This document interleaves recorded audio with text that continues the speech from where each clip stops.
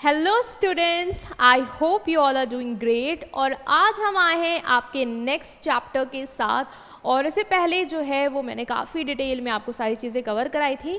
और आज चैप्टर है आपका partnership and limited liability partnership. Ma'am please थोड़ा सा रिवाइंड करा दीजिए क्योंकि भूल गए हैं कि पहले पढ़ा क्या था। नो प्रॉब्लम स्टूडेंट्स, रिवाइंड करते हैं। तो उससे पहले हमने समझा था कि जो भी हमारी joint sector, private sector, public sector enterprises थे ना, उसके बारे में समझा था ना कि on the basis of ownership commercial organisation कितने टाइप के हैं। ठीक है, उसके बाद हमने समझा कि जो प्राइवेट सेक्टर इंटरप्राइजेस है, लाइक जिसमें ओनरशिप किसके हाथ में, प्राइवेट इंडिविजुअल्स और ग्रुप के हाथ में, उसके कैटेगरी भी अलग अलग टाइप से है आपकी। पहले में हमने समझा कि सोल प्रोप्राइटरशिप, मतलब कि या तो बिजनेस आप अकेले करोगे और सारा owner control, ownership control management किसके हाथ में होगा, आपके हाथ में आएगा। बट मैम वहाँ पे बहुत सारी लिमिटेशंस थी, लाइक सारा पैसा तो मेरा लग रहा है, नुकसान सब अकेले। और मैम आपने ये भी बोला कि वहाँ पे सारी स्किल तो मेरे अंदर ज़रूरी नहीं कि हो पाए। तो मान लीजिए मेरे अंदर फाइनेंशियल स्किल अच्छी नहीं है, तो फिर मैं कैसे कर पाऊँगा, और पैसा भी उतना ज़्यादा नहीं होगा कि मैं आगे बिजनेस और बढ़ा पाऊँ। ठीक है, तो फिर आप एक काम करो, जो ट्रस्टेबल पार्टनर है आपका, जिस पे आपको भरोसा है ना कि आपके साथ वो अगर बिजनेस में आएगा, कैपिटल लाएगा, तो आप लोग साथ में अच्छे से बिजनेस कर पाओगे, बड़े लेवल पे भी ले जा पाओगे, जो अकेले ना ले जा पाते।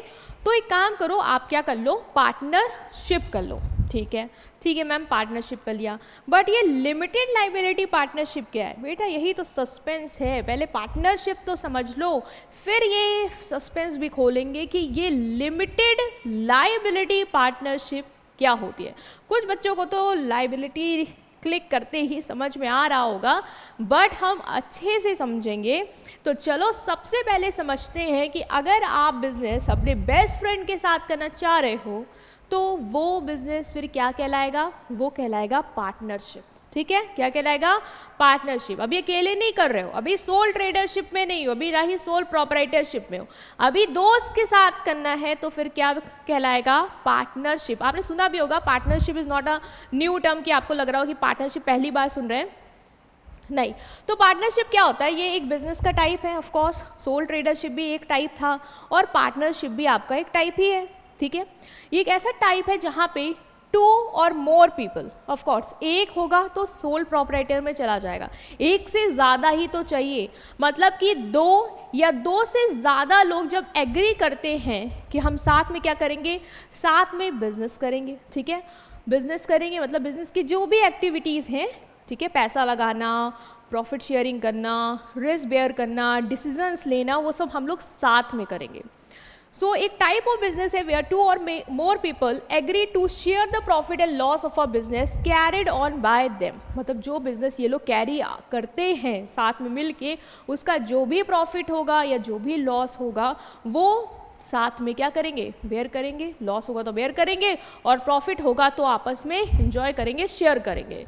सो ये जो एग्रीमेंट होती है इनके बीच में, क्योंकि देखो एग्रीमेंट तो करना पड़ेगा, आपको अपने पार्टनर के साथ बैठना होगा, डिस्कस करना ही करना पड़ेगा कि आप इतना पैसा लगाओ, मैं इतना पैसा लगा रहा हूँ, हम लोग ऐसे ऐसे प्रॉफिट में शेयरिंग करेंगे, लॉस होगा तो ऐसे ऐसे बेयर करेंगे, आपके ये टास्क होंगे, मेरे ये टास्क होंगे। तो आपको आपस में बैठ के एग्रीमेंट करना होगा। एग्रीमेंट मतलब एक दूसरे को उस पॉइंट में एग्री करवाना होगा कि आप ये, मैं ये। ठीक, तो ये जो एग्रीमेंट आप करते हैं उसे क्या बोलते हैं, पार्टनरशिप डीड। पार्टनरशिप डीड बेटा तब होगी जब वो एग्रीमेंट आप रिटर्न में कर रहे हो, मतलब लिख दोगे कि मैंने इतना पैसा लगाया, आपने इतना लगाया, ठीक है, मेरा प्रॉफिट शेयरिंग रेशो ये है, आपका ये। तो जब आप रिटर्न में उस चीज़ को लिख के देते हो ना, जैसे कल को कोई लड़ाई झगड़ा हो गया, उसने कहा नहीं तुमने तो प्रॉफिट शेयरिंग ये कहा था, अभी तुम बदल रहे हो, तो आपके पास वो रिटर्न प्रूफ रहेगा कि ये देखो इसमें सब लिखा हुआ है।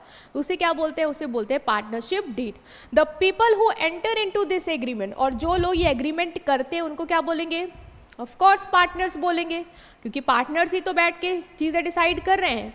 और क्या करते हैं, एक फर्म बनाते हैं, जो बिजनेस वो कैरी आउट करेंगे वो क्या होगी, उनकी आपस में बनाई हुई एक फर्म होगी, that is called partnership firm.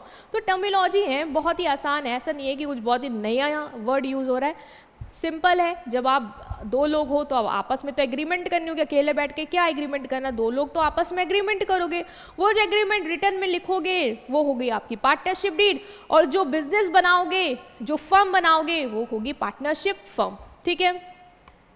और ये म्यूचुअल ट्रस्ट एंड कॉपरेशन पे बेस्ड है। अगर आपको दूसरे वाले पे ट्रस्ट है, आप लोग एक दूसरे के साथ कॉपरेट करने को तैयार हो, तभी पार्टनरशिप बन पाएगी। अदरवाइज क्लैश हो रहे हैं, कॉन्फ्लिक्ट हो रहे हैं, तो किस बात का आप पार्टनरशिप में हो और किस बात का बिजनेस रन कर पाओगे।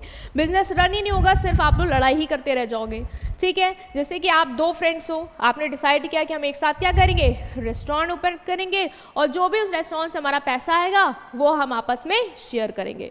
So this is what, this is partnership. अभी आप बिजनेस अकेले नहीं, आप पार्टनर के साथ कर रहे हो। कॉन्सेप्ट तो क्लियर हो गया होगा, बिकॉज ईजी है, ऐसा जिसमें कुछ नहीं है, लेकिन डेफिनेशन भी याद करके जाना, क्योंकि कभी कभी पेपर में वो मीनिंग की जगह पूछता है कि डेफिनेशन भी लिखो, है ना, तो डेफिनेशन तो आपको लिखनी पड़ेगी। तो as per Indian partnership act 1932 जो डेफिनेशन है आपकी, वो कहती है कि partnership is the relation between two person और मोर पर्सन, इसलिए कह दिया पर्सन्स के बीच में। अभी पर्सन दो हो या दो से ज़्यादा हो वो आप जानो, ठीक। तो क्या है, रिलेशन है between person who have agreed to share the profit of a business. जो क्या कह रहे हैं कि हम एग्री कर रहे हैं कि जो भी बिजनेस का प्रॉफिट होगा वो हम क्या करेंगे, शेयर करेंगे, ठीक है। कैरिड ऑन बाय ऑल और any one of them acting for all, मतलब या तो सब मिलके बिजनेस चलाएंगे, जो प्रॉफिट होगा शेयर करेंगे, या सबके बिहाफ पे एक पर्सन चलाएगा और उसके एक्शन के लिए सब लोग जिम्मेदारी लेंगे और प्रॉफिट शेयर करेंगे। देखो कभी कभी क्या होता है ना, जैसे मान लो आप तीन दोस्त हो, आपने सोचा हम पार्टनरशिप करेंगे। एक दोस्त कह रहा है मैं भी पार्टनरशिप पे हूँ, बट देखो मैं बाहर रहता हूँ, मैं फॉरेन में हूँ, तो मैं डे टू डे एक्टिविटी में नहीं पार्टिसिपेट कर पाऊँगा। ठीक है, जो पैसा लेना है लो, मैं लगाने को तैयार हूँ, जो मेरा शेयर बनेगा वो मुझे दे दो, बट मेरे बिहाफ पे तुम दोनों जो भी डिसीजन लोगे, ठीक है, उसके लिए मैं भी जिम्मेदार हूँगा। क्योंकि बेटा पार्टनरशिप है ना, ये ट्रस्ट के बेसिस पे चल रही है, ये कॉपरेशन के बेसिस पे चल रही है।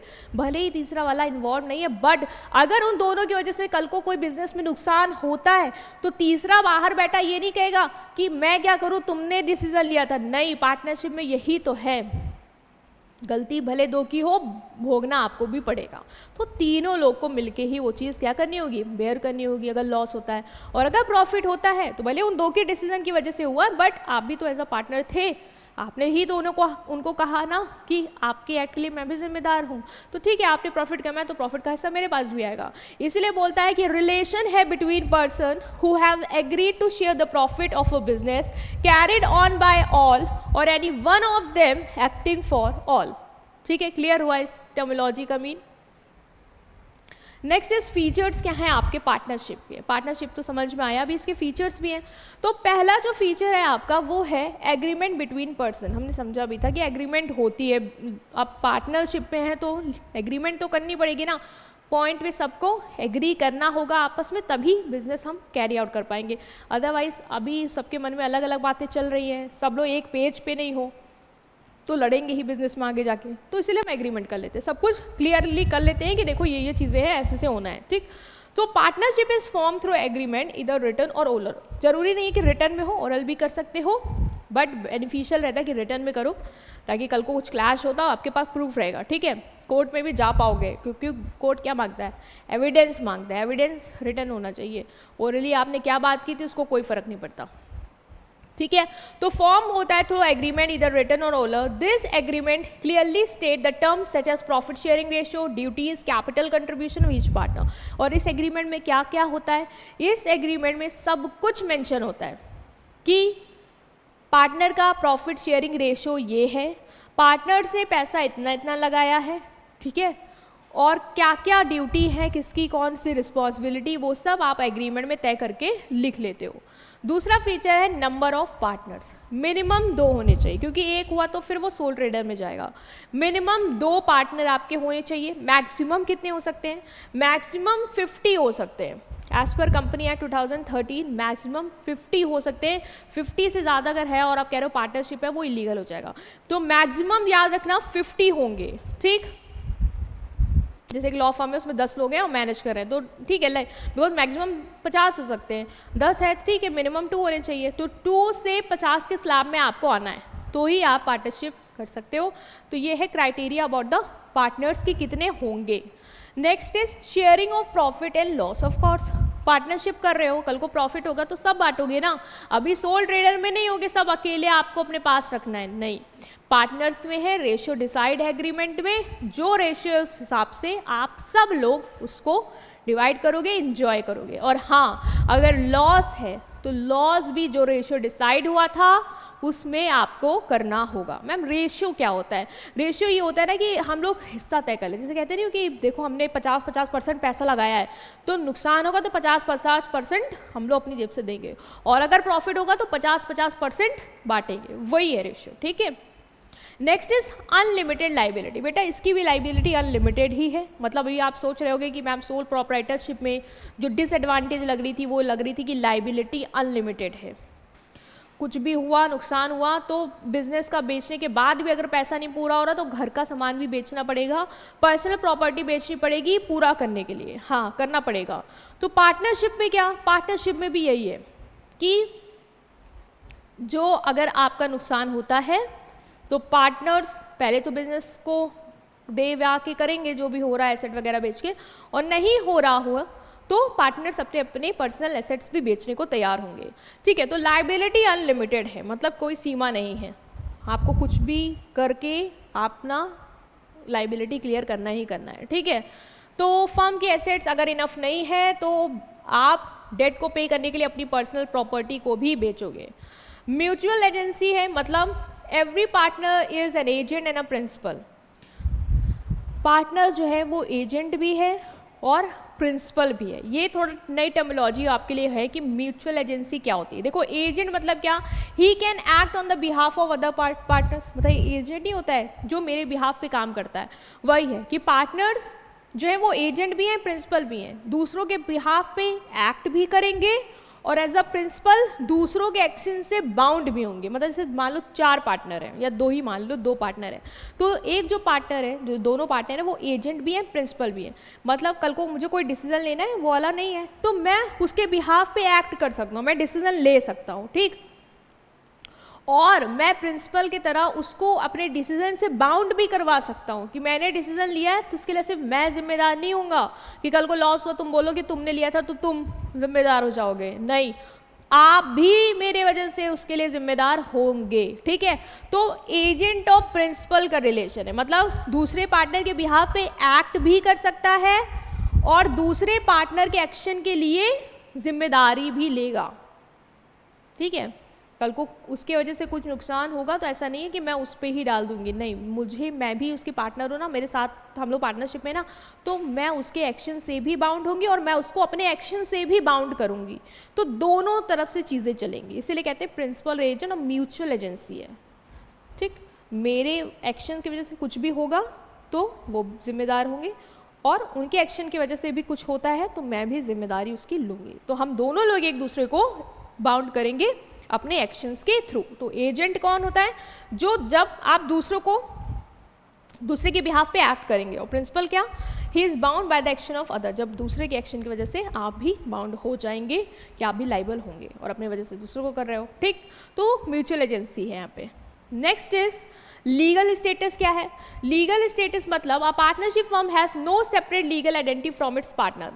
सोल प्रोप्राइटरशिप की तरह ही है कि लीगल आइडेंटिटी आपकी डिफरेंट नहीं है, मतलब कल को अगर पार्टनर्स को कुछ भी हो जाता है तो फर्म भी डिसॉल्व होगी।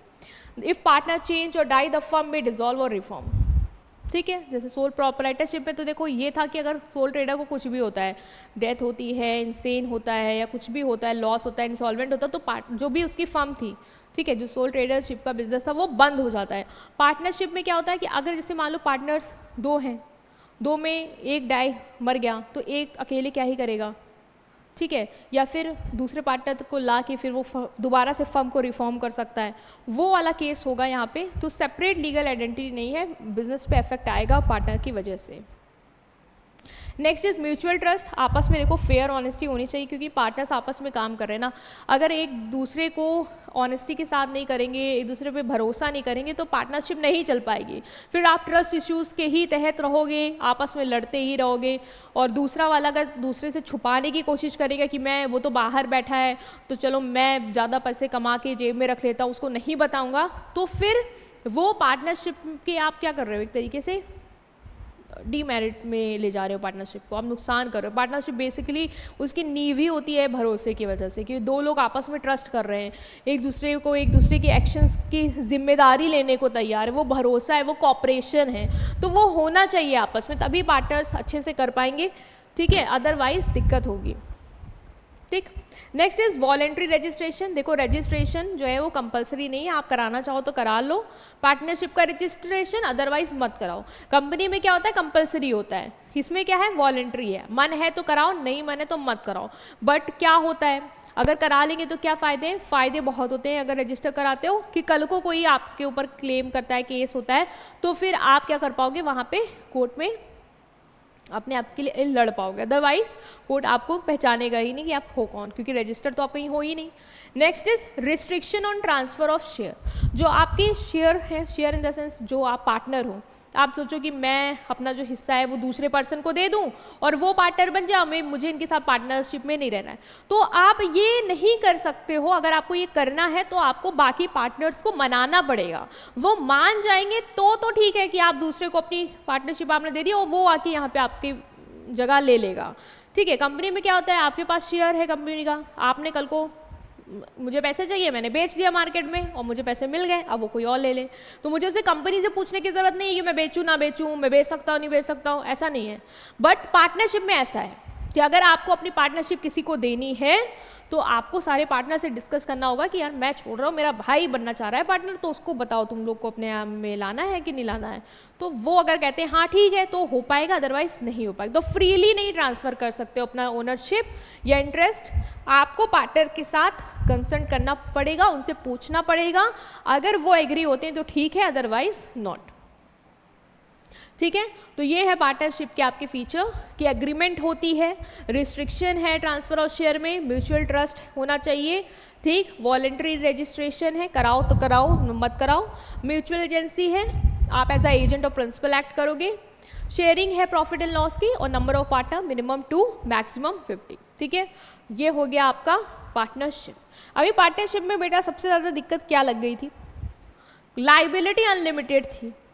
अभी कल को कुछ भी हो रहा है तो हमें अपना घर और सारे पार्टनर्स को सब कुछ बेच के करना पड़ रहा है पूरा, वो बहुत मतलब इशू लग रहा था कि लाइबिलिटी अनलिमिटेड है। ठीक है, तो इसी कॉन्सेप्ट की वजह से अब आ गया आपका LLP, that is limited liability partnership. ठीक है, चलो लो लाइबिलिटी लिमिटेड है तो लाइबिलिटी क्या कर लो, लिमिटेड कर लो, लिमिटेड लाइबिलिटी पार्टनरशिप। अभी ये क्या है, लिमिटेड लाइबिलिटी पार्टनरशिप एक मॉडर्न फॉर्म है पार्टनरशिप का, जो इंडिया में आया under the limited liability partnership act 2008। Limited liability partnership act बनाया गया 2008 में, और इस एक्ट के तहत आपकी एक नए फॉर्म ऑफ पार्टनरशिप, एक मॉडर्न फॉर्म ऑफ पार्टनरशिप निकल के आई, जिसे कहते हैं लिमिटेड लाइबिलिटी पार्टनरशिप। मतलब ऐसी पार्टनरशिप जिसमें लाइबिलिटी क्या हो गई, लिमिटेड हो गई। ये नुकसान लग रहा था ना उसमें नॉर्मल वाले में, तो ये क्या करता है, ये कंबाइन करता है benefit of partnership and a company. यहाँ पे आपको बहुत सारी चीज़ें देखने को मिलेंगी। को कंपनी में क्या होता है, कंपनी में लाइबिलिटी बेटा भी आगे पढ़ोगे ना, लिमिटेड होती है, तो उसका जो एक फ़ायदा है ना, वो लिमिटेड लाइबिलिटी आपको देता है कि हूँ तो मैं पार्टनरशिप ही, बट मेरे पास कंपनी का वो फीचर है जो नॉर्मल वाली पार्टनरशिप में नहीं था। वो क्या नहीं था, लाइबिलिटी लिमिटेड है, बट मेरी क्या है, लाइबिलिटी लिमिटेड है, तभी मेरा नाम ही है लिमिटेड लाइबिलिटी पार्टनरशिप। तो कंपनी का बेनिफिट यहाँ पे आपको मिल रहा है कि लाइबिलिटी आपकी लिमिटेड है, और पार्टनरशिप का भी बेनिफिट मिलेगा कि जैसे कंपनी में क्या होता है, बहुत सारे रूल्स एंड रेगुलेशन फॉलो करने हैं, ठीक है, बहुत सारे रिस्ट्रिक्शन है, अभी वहाँ पे जो है ना कंपनी की, वो तीम झाम आपको इसमें नहीं मिलने वाले। मतलब पार्टनरशिप का फ़ायदा तो मिलेगा ही मिलेगा, इसके साथ साथ कंपनी का जो एक फीचर है, जो बहुत बढ़िया फीचर है कि लाइबिलिटी लिमिटेड, वो भी आपको इसमें मिल गया। That is your limited liability partnership. The partner have limited liability which means they are not personally responsible for firm debt beyond their agreed capital contribution. मैंने बोला है पार्टनरशिप में मेरा कंट्रीब्यूशन 1 लाख का है, कल को कंपनी, कल को पार्टनरशिप में कोई भी नुकसान होता है मैं 1 लाख से ज़्यादा नहीं देने वाली, क्योंकि मेरी लाइबिलिटी यहाँ पे क्या हो गई, लिमिटेड हो गई। तो देखो ये फ़ायदा है लिमिटेड लाइबिलिटी पार्टनरशिप में, कि जो लाइबिलिटी आपको पार्टनरशिप पे नॉर्मल जनरल पार्टनरशिप में क्या हो रही थी, अनलिमिटेड लग रही थी, वही यहाँ पे आपको क्या है, लिमिटेड हो गई है। ठीक है, मतलब पार्टनर ने जितना कंट्रीब्यूट किया बस वो कल को उसके लिए ही जिम्मेदार होंगे अगर डेट होता है, अपने पर्सनल प्रॉपर्टी नहीं बेचने की ज़रूरत है। ठीक, it is ideal for professional and small business who want flexibility with legal protection. ये उनके लिए अच्छा है जो कि पार्टनरशिप से कतरा रहे थे। क्यों? क्योंकि उनको लगता है यार लाइबिलिटी लिमिटेड अनलिमिटेड है, कल को कुछ भी होगा तो हम सबको अपना अपना बेचना पड़ेगा। तो ठीक है, आप एक काम करिए, आप लिमिटेड लाइबिलिटी पार्टनरशिप फॉर्म कर लीजिए। लाइबिलिटी लिमिटेड है और कंपनी के तीम झाम भी आपको नहीं मिलेंगे यहाँ पे। ठीक है, क्योंकि फिर बोलोगे कि मैम लिमिटेड लाइबिलिटी के लिए मुझे कंपनी बनानी पड़ेगी और कंपनी के लिए तो बड़े ही तीम झाम है, वो मैं नहीं करना चाहता हूँ। तो मत करो, लिमिटेड लाइबिलिटी पार्टनरशिप बना लो, लाइबिलिटी भी लिमिटेड हो गई और कंपनी के झाम भी नहीं करने पड़ रहे हैं। ठीक है, तो फ़ायदा ही फ़ायदा हो गया आपको। फीचर्स क्या है, minimum 2 partners. Limited liability partnership को स्टार्ट करने के लिए भी आपके पास एटलीस्ट कितने पार्टनर होने चाहिए, 2। ठीक, कोई भी अपर लिमिट नहीं है मैक्सिमम नंबर ऑफ पार्टनर्स के केस में। उसमें क्या था, जनरल पार्टनरशिप की बात करें जो हमने पढ़ी अभी नॉर्मल, उसमें था कि 50 मैक्सिमम। लिमिटेड लाइबिलिटी में बेटा वो भी फ़ायदा ले लो, कोई भी मैक्सिमम लिमिट नहीं है, चाहे जितने आप ले आओ। ठीक, सेपरेट लीगल एंटिटी है, मतलब कि एलएलपी की जो आइडेंटिटी है वो उसके पार्टनर से अलग है। वहाँ पे वो फ़ायदा नहीं देखने को मिला। वहाँ पे क्या था, नो सेपरेट लीगल एंटिटी। कल को पार्टनर्स को कुछ होता है तो फर्म पे भी असर आता है, फर्म या तो डिसॉल्व होगी या तो रिजॉल्व होगी। अभी यहाँ पे क्या है, लिमिटेड लाइबिलिटी में ये भी फ़ायदा कंपनी की तरह बिल्कुल, यहाँ पे जो आपकी आइडेंटिटी है ना लिमिटेड लाइबिलिटी पार्टनरशिप की, वो पार्टनर से बिल्कुल अलग है। ठीक, वो पार्टनर से बिल्कुल सेपरेट है। ऐसा नहीं है कि कल को पार्टनर को कुछ होगा तो उस पर भी नुकसान आएगा एलएलपी पे, नहीं, वो नॉर्मली चलती रहेगी। अपने नाम पे प्रॉपर्टी ओन कर सकती है, कॉन्ट्रैक्ट पे एंटर कर सकती है, किसी के ऊपर केस कर सकती है, कोई इसके ऊपर भी केस कर सकता है। तो जो कंपनी का फीचर अभी पढ़ोगे ना आगे, वो इसमें आपका समाया हुआ है। Next is limited liability. ये तो मैम बेस्ट चीज़ है कि लिमिटेड लाइबिलिटी है कि हर पार्टनर की लाइबिलिटी उतनी ही लिमिटेड है जितना उसने पैसा इन्वेस्ट किया है एलएलपी पे। Very nice. Next is perpetual succession. मैंने बोला ना, no separate legal entity. Separate legal entity है, नो वर्ड हटाओ। सेपरेट लीगल एंटिटी मतलब कि जो एलएलपी की आइडेंटिटी और जो पार्टनर की आइडेंटिटी वो आपस में एक नहीं, अलग अलग है। कल को पार्टनर को कुछ होता है एलएलपी चलेगा। वही है कि उसी से फीचर आता है कि परपेचुअल सक्सेशन, मतलब कंटिन्यू एग्जिस्ट करती रहेगी even if partner leave, die or transfer their ownership. भले ही पार्टनर छोड़ दे, मर जाए या कुछ भी हो जाए, अपनी शेयर ट्रांसफ़र कर दे, देन टू एलएलपी पे कोई भी इफेक्ट नहीं आएगा, वो एग्जिस्ट करती रहेगी, वो कंटिन्यूसली चलती रहेगी। इसे बोलते हैं हम परपेचुअल सक्सेशन, कि वो चलती रहेगी। ठीक है, स्टेबिलिटी है इसीलिए कहेंगे बिजनेस में, क्योंकि सेपरेट लीगल एंटिटी है इसकी। पार्टनर्स और इसकी आइडेंटिटी अलग अलग है। कल को पार्टनर को कुछ भी होता है तो एलएलपी को कुछ नहीं होगा, वो परपेचुअल सक्सेशन के अकॉर्डिंग कंटिन्यूसली चलती रहेगी, उस पर कोई भी असर नहीं आएगा। Next is annual compliances. LLP must maintain proper annual account that reflect a fair view of its financial position. LLP आपको एक और काम करना है कि आपको अपना सालाना जो भी आपका रिकॉर्ड है, अकाउंट है, वो मेंटेन करना है, जिससे हमें ये पता चल जाए कि आपकी फाइनेंशियल पोजीशन क्या है, आप स्ट्रॉन्ग फाइनेंशियल पोजीशन होल्ड करते हो या वीक फाइनेंशियल पोजीशन होल्ड करते हो, इसलिए आपको अकाउंट वगैरह मेंटेन करने हैं। ठीक है, कर लेंगे। Next is unlimited liability in case of fraud. But अगर आपने एलएलपी बनाई है, ठीक, और आप सोच रहे हो अरे लायबिलिटी तो लिमिटेड है, कल को कुछ भी होगा तो हमें अपना घर तो नहीं बेचना है क्योंकि लायबिलिटी लिमिटेड है, ठीक, लेकिन अगर आप फ्रॉड कर रहे हैं एलएलपी में, ठीक है, अगर एलएलपी या पार्टनर कोई फ्रॉड करते हैं या इलीगल एक्टिविटी करते हैं, तो वहाँ पे लायबिलिटी ये मत सोच के बैठना कि लिमिटेड रहेगी और आप इसीलिए फ्रॉड कर रहे थे कि अरे कल को क्या ही होगा, जो बिजनेस में वही तो जाएगा, पैसा घर का तो कुछ नहीं जाने वाला, नहीं, उस केस में आपका घर का भी जाएगा, उस केस में आपकी लायबिलिटी अनलिमिटेड कर दी जाएगी, आप पर्सनली भी रिस्पॉन्सिबल होंगी क्योंकि आपने फ्रॉड। किया है तो अब आप भोगेंगे भी, ठीक। हाइब्रिड स्ट्रक्चर मतलब एलएलपी मिक्स है पार्टनरशिप और कंपनी फीचर्स का। बेटा अभी कंपनी पढ़ी नहीं है, बट कंपनी के जो फीचर्स है ना, मैं बता दे रही हूँ इससे ही कि कंपनी के भी साथ भी यही होता है कि सेपरेट आइडेंटिटी होती है, उसकी सेपरेट लीगल आइडेंटिटी होती है। मतलब जो कंपनी के जो शेयर होल्डर है ना, उससे उसकी क्या होती है, आइडेंटिटी अलग होती है। कल को शेयर होल्डर को कुछ भी हो गया, आप क्या ही करते हो, कंपनी के शेयर उठा उठा बेचते ही तो रहते हो, छोड़ के तो जा रहे हो, क्या कंपनी बंद होती है आपके उससे? नहीं होती है। तो वही है कि वहाँ का ये जो फीचर है ना कि सेपरेट लीगल आइडेंटिटी, वो पार्टनरशिप में जनरल वाले में तो हमने नहीं देखा, बट लिमिटेड लाइबिलिटी वाले में वो फीचर आपको देखने को मिल गया। तो कंपनी के फीचर इसमें समाये हुए हैं, ठीक, कि अनलिमिटेड लाइबिलिटी नहीं है, पार्टनरशिप में अनलिमिटेड लाइबिलिटी थी, यहाँ पे कंपनी का फीचर है कि लाइबिलिटी लिमिटेड है, सेपरेट लीगल आइडेंटिटी है, कल को कुछ भी होता है पार्टनर्स को तो भी बंद नहीं होगी एलएलपी चलती रहेगी। तो ये जो कुछ फीचर्स जो आपके कंपनी के हैं वो इसमें क्या है, इंक्लूड हैं, और पार्टनरशिप के तो फीचर हैं ही। तो इससे क्या हो रहा है, ये एक हाइब्रिड स्ट्रक्चर बन रहा है, मतलब इसमें कंपनी के भी क्वालिटीज़ हैं और इसमें पार्टनरशिप के भी फायदे देखने को मिल रहे हैं। Giving the flexibility of partnership and protection of company, मतलब आपको कंपनी के जैसा जो प्रोटेक्शन है ना वो भी मिल रहा है, और इसके साथ ही साथ जो पार्टनरशिप की फ्लेक्सिबिलिटी की ज़्यादा तीम झाम नहीं करने, रूल्स रेगुलेशन ये सब प्रोसेस इनकॉर्पोरेशन रजिस्ट्रेशन वो सब नहीं करना है, वो भी फ़ायदा आपको मिल रहा है। तो पार्टनरशिप की तो फ्लेक्सिबिलिटी मिली रही है, साथ साथ कंपनी के भी जो स्ट्रॉन्ग पॉइंट है वो भी आपको इसमें मिल रहे हैं। तो ये क्या है, ये है आपका लिमिटेड लाइबिलिटी पार्टनरशिप, जो किस एक्ट के तहत आया, limited liability partnership act 2008। Okay, तो ये था आपका चैप्टर जिसमें हमने पार्टनरशिप और एक पार्टनरशिप का टाइप दैट इज एलएलपी को डिटेल से समझा, ठीक है। ये सारे आपके प्राइवेट सेक्टर एंटरप्राइजेस के पार्ट हैं जो हमने टाइप ऑफ कमर्शियल ऑर्गेनाइजेशन के अंदर पढ़े थे, ठीक है। इसके और भी टाइप्स हैं, मतलब प्राइवेट सेक्टर जहाँ पे आपकी प्राइवेट ओनरशिप होती है वहाँ पे और भी टाइप्स हैं, वो हम नेक्स्ट पार्ट में देखेंगे, ठीक है। सो वीडियो को लाइक करिए, चैनल को सब्सक्राइब करिए, अपने फ्रेंड्स के साथ वीडियो को ज़रूर शेयर करेंगे। Thank you.